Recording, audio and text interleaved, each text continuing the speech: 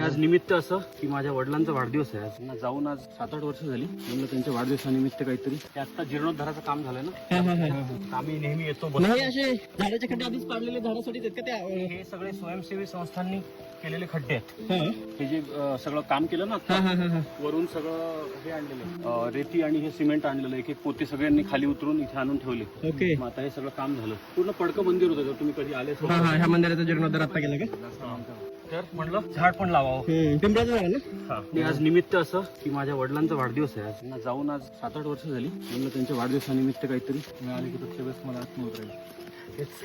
आपण next time आणू ना घेऊन येऊ. आणि आता पावसाळा येतात टिकतील पण ते जरा. एक काम करतो का फोन काढला मी छोटासा फोटो काढ. तुम्हाला पाहिजे तर व्हिडिओ पण देतो मी. काय चांगलं रुजलं पाहिजे झाड. हे काही आहे का रे कट करायला? कट करायला नाही का? चावी गाडीचे ते नॉर्मल पॉलिथिन.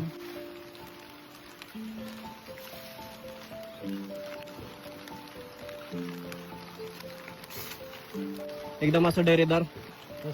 त्यापेक्षा सुंदर काय नसेल अजून 5-2 वर्षाने बघायला.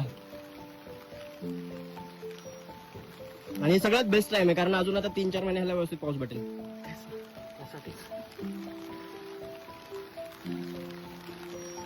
तिकडे काय जनावर वगैरेचा पण धोका नाही काय जास्त. बांधून देतो ना.